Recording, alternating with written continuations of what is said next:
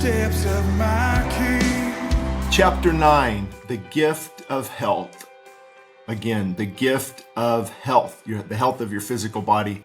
I'm deeply saddened by the number of people who neglect health as if it doesn't matter to God. Life is a gift. Our body is the only place we have to live. This is why this chapter is so important. Although we've discussed health, spiritually speaking, and being healthy spiritually and our soul and things like that, which is obviously the primary, little has been said about our physical health. Therefore, it's time to shift gears. As I'm writing this book, I'm also completing my other book, Feasting and Fasting: What Works, What Doesn't, and Why. The following pages contain some of those excerpts. For those interested in taking better care of their body, I would encourage you to read Feasting and Fasting as well as my book, What Works When Diets Don't. Now, I often see a parallel between physical and spiritual health. Too many Christians are strung out on caffeine, nicotine, alcohol, pain meds, food, even poor eating habits, and it really negatively affects us spiritually as well. Not only are they shipwrecking this wonderful gift that God has given us, but they lack the passion for God as a result of not taking care of this wonderful gift we've been given. They wonder why anger and selfishness and arrogance are dominating their life. They are miserable and unhappy because they allow addiction to harm their health. Now, I'm going to go into some detail here on supplements. For more information, you can, again, go to the book Feasting and Fasting. It has all this information, but I'm just going to kind of give a brief overview. For example, there's much in the news today about GABA. It's called gamma-aminobutyric acid, because it has to deal with relaxation, which is, serotonin, happiness, dopamine, which is pleasure, and then learning and memory and things like that. God gave us billions of cells, if not trillions of cells that communicate. I know there's trillions of microbiome, probably billions of cells, communicate by sending chemical messages to the body. And these 4 neurotransmitters that I just said play a vital role. Think about that. These neurotransmitters play a vital role in sending a message to your body, your brain, and then that's how you're going to feel. You're going to feel better. You're going to have energy. You're going to want to do things. And so the physical does affect the spiritual. And they control concentration, well-being, learning, stress, and more. Fascinating discoveries have also been made recently about how important gut bacteria is. You've been hearing a lot about that, I'm sure, lately, for microbiome and how important that is to our overall health. It's this little community of trillions of microbiomes, bacteria that live in our gut that help us function throughout life. But guess what leads to healthy neurotransmitters and gut bacteria? Any guesses out there? Well, yep, you guessed it. Eating God-given food and exercising all build and maintain health and are essential to not only overcoming withdrawals, but when you're taking better care of your body, you're feeling better. It's not really about weight loss. I'm not talking about having a 6-pack of abs and looking like a model. But as you're feeling better and you're taking better care of your body and clothes are fitting better and energy's better, you're less likely to fall back into that pattern of addiction. Because of poor dietary choices, most people damage the communication between these neurotransmitters and their microbiome and other areas of communication in the body. Ironically, withdrawals are often the result of the body rebalancing or normalizing these areas. God created serotonin, for example, to help us relax, and dopamine for pleasure. When they are depleted and abused, recovery is a process that does not happen overnight. And that's what drugs do, even alcohol to some degree. Sometimes it blocks these neurotransmitters. Sometimes it magnifies them. It gives you too much of a certain thing. That's why you feel too much pleasure. And then the crash is coming down. Your body's trying to balance all these things out. Now, granted, I don't believe that everyone will be healthy, and I'm not promoting that. We live in a very sinful and sick world that often results in disease and sickness. But we can strive for health and take care of this wonderful gift of life that God has given us. Inadequate nutrition affects us negatively in several different ways, and obesity and poor health lead to unproductivity. Also encourage those suffering with depression and anxiety to look first at their spiritual diet. What are they putting in? And then also look at your physical diet, your physical health. They are connected often. Again, I'm not minimizing depression or anxiety, which are debilitating, and you can do everything under the sun and still possibly be struggling. I'm not minimizing that. But we shouldn't immediately assume that we need a prescription without first checking the obvious. For example, do we have a strong devotional and prayer life? Are we monitoring our thought life and media choices carefully? Are we taking care of our body? Are we consuming foods that fuel anxiety or consuming foods that quench it? Yes, you read that right. Unhealthy food can alter things like adrenaline and serotonin by affecting gut bacteria in negative ways. Those two naturally occurring chemicals play a huge role in mental health. Consuming healthy, life-giving food is a constant challenge because temptation is always before us. The next time you're tempted, try asking, does my body need it or does it want it? If it needs it, consume it. If it wants it, think twice. It's generally not if poor nutrition causes damage, but when. What a sad commentary on the lifestyle of a nation that has such great potential to live in the blessings that God has so graciously given us. Regardless of what culture promotes, choosing to follow a healthier lifestyle is the first step in making health a priority, but not an obsession, a priority. Another important step includes removing addictive substances that can undermine your health. This can be extremely difficult. And a comment I heard from a clinical nutritionist many years ago motivated me to discontinue my high caffeine intake. He said that curbing caffeine leads to significant improvements in health, and he made the connection of depression, anxiety, and panic attacks to excessive caffeine. Now, someone who loves a few strong cups of coffee, I understand how hard it is. Most people can't go a few days without it. They're lucky to go a few hours. Caffeine intake in the form of energy drinks, soda, and coffee is highly addictive and damages health. If you cannot quit and you just have to have something, what I would do is I would get organic coffee and I would get organic decaf coffee. And I would eventually get down to where I only have a little bit of coffee, maybe 50 milligrams, which is just a little bit. Green tea is another great substitute. And I would always have all that. Even right now, green tea, I'm having podcast on this before, 12 noon. And after that, try to have no caffeine, not even chocolate, because it can really disrupt your sleep. So can eating before you go to bed. It's good to have a 3-hour window, an empty stomach, kind of when you go to bed. It's tough, but I'd rather have better sleep. So let me pick up here where I left off. With high levels of caffeine, the body is kept in a constant state of stress, resulting in adrenaline fatigue. You can call it adrenal fatigue.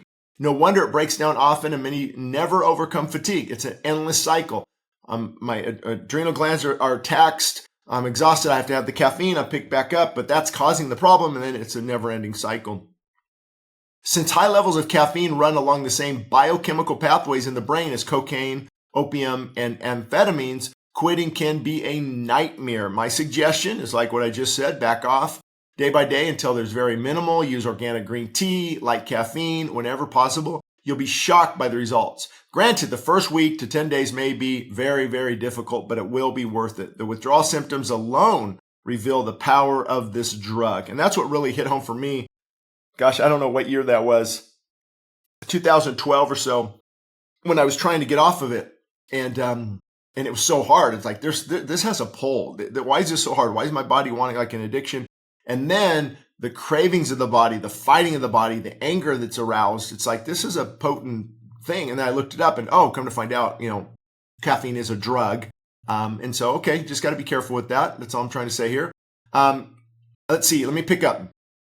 I was fascinated to learn that the logo of a very, very popular coffee franchise represents a seductive siren. So this woman on the front, and her whole point, what she does is she allures and she entices. How ironic, right? Remember, your main goal is health, and stimulants aren't healthy. Ask yourself, what is the risk versus the benefit to my health? Will the benefit outweigh the risk? Well, in this case, no. Your heart and organs work very hard, and they don't need added stress. Now, you're going to say, well, this study says this doctor says this. Well, a lot of doctors promote caffeine consumption because they themselves drink it. Number two, you have to look at who is funding these studies, who's paying for these studies. A lot of times it is the coffee industry, the caffeine industry. Now, there are antioxidants, phytochemicals. There's some proof that, again, a moderation, clean coffee, not a big deal. But nobody that I know, remember how they used to have those little tiny cups, back 100 years ago, 6 ounces? That was about it, but now we're having the 24-ounce, Venti, and we are just frying our central nervous stimulant. That's the bottom line. So the same is true for your body. If you push it beyond where it's designed to go, performance won't last, just like a high-powered race car. You don't see those lasting very long. They always have to be worked on versus a nice, Honda just going 300,000 miles. Big difference. The biblical approach is to take the safest route, not the fastest, to not only weight loss and health, but also to overcoming addiction. What is the safest route for my body? It's not my intent to point solely to coffee, stimulants, soft drinks, and energy drinks because there are many other addictive substances. Neither is my goal to be legalistic. That's not my goal either. My heart is to simply share how the most addictive substance in America affects health and then let you be the judge. Next section, supplements to offset withdrawals. And again, I'm going to refer you to my book, Feasting and Fasting. And you can actually download it for free at the church website, Westside Christian Fellowship, westsidechristianfellowship.org. And you can see these supplements. And as always, consult your physician. Even healthy supplements can have some side effects. But in my opinion, what people commonly attribute as side effects from healthy supplements is just the body detoxing from a harmful lifestyle. Quick note on supplements that's not in the book here. Is what I try to do is, you see a multivitamin, mineral. I have other supplements, quite a few. And you take one a day or so, 2 a day sometimes. So what I usually do is sometimes I skip 2 days, vitamin A, vitamin D. I'm not necessarily recommending that, but the cost is, you got a couple $100 a month in supplements. So if I can prolong those over the course of a couple months, and people say, oh, you don't need supplements. You just, urinate them out. And which is true to some degree, if there isn't the right type of, most supplements, when you get the enzymes and stuff from carrots and different things, for example, strawberries, berries, they're in with the fiber, they're in with the pectin in apple, they're in, and so they're easily assimilated and digested. And just taking, like a vitamin C, I know is processing out. But I think there's a lot of support also showing that if you take supplementation, branched chain amino acids, for example, collagen, we're really not taking collagen. You're taking the peptide, special type of peptide that promotes the increase of collagen building in your body. So I'm not totally against supplements, but I also agree that they're not the magic wand or magic potion, so to speak, because I think a healthy diet, you should be getting the majority of your vitamins and minerals from that. So let me go into this on some supplements. Now, again, I've done a video, I think, on YouTube with a lot of different supplements I have at my house, what I recommend, everything from resveratrol to turmeric, curcumin, and, there's things like that are helpful, and they're antioxidants. They help to offset disease and oxidative stress and things. But anyway, here's my top choices for those coming off of drugs and alcohol. L-glutamine, which would be good. It's an amino acid. It plays a role in recovery and fighting against inflammation. DL, and I'm going to spell it out for you. PHENYLALANINE.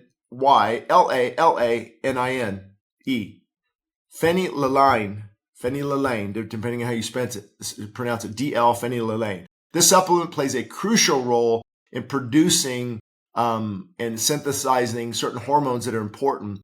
I like 5-HTP. Again, talk to your physician. 5-HTP, it's hydroxy tryptophan. It's another great amino acid for sleep. Really, so you're having these things, the vitamins, the minerals, the supplements, in moderation, not too much. These things help you sleep. Gamma aminobutyric acid, I think, is a good supplement. And of course, trace mineral, magnesium, potassium, those trace minerals, it says 1 teaspoon to some water for the day. That's really good for you. You need a raw whole foods supplement, multi-mineral supplement that has great, plant-based items in it.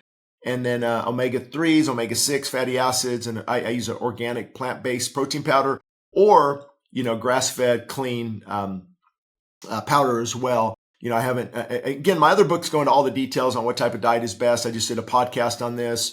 My goal is, and I want to tell people, eat good, God-given food. So I'm not against meat and dairy. I think they need to be minimized.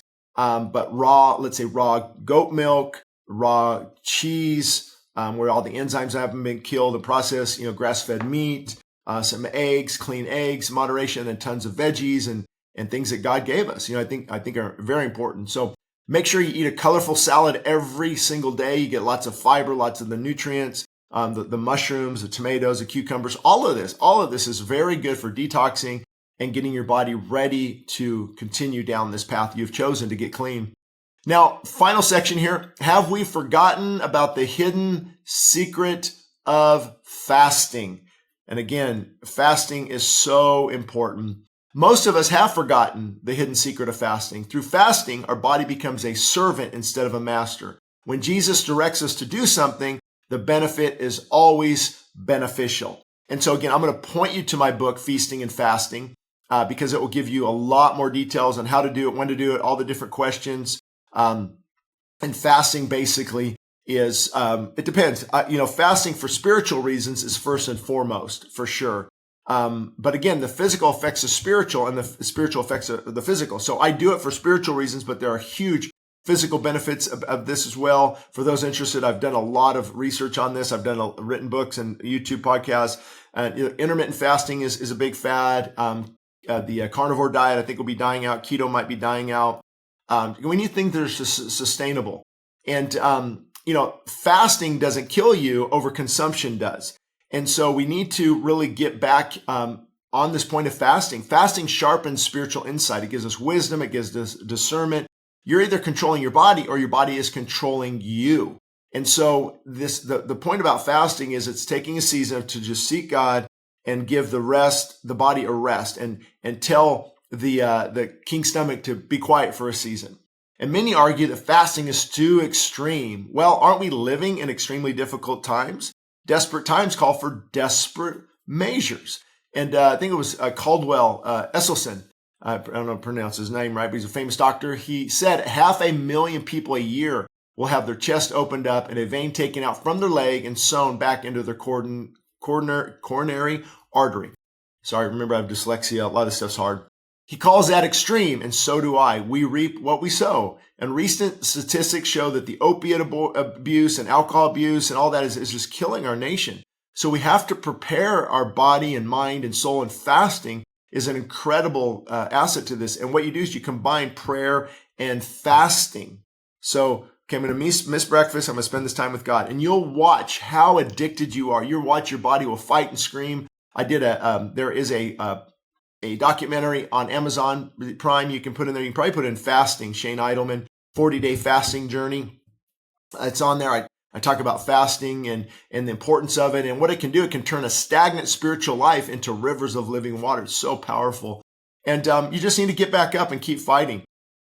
And don't forget about the major theme in this book. Forget what lies behind and press forward to what lies ahead. Begin now or start anew. I want to challenge those who say they don't have enough time to eat properly or fast or exercise. We often forget just how precious time is. How many days, weeks, or even months do we waste because we don't prioritize our lives? We need to be very careful when we say that we don't have enough time. What we are really saying is that it is not important. If it were important, we would find the time.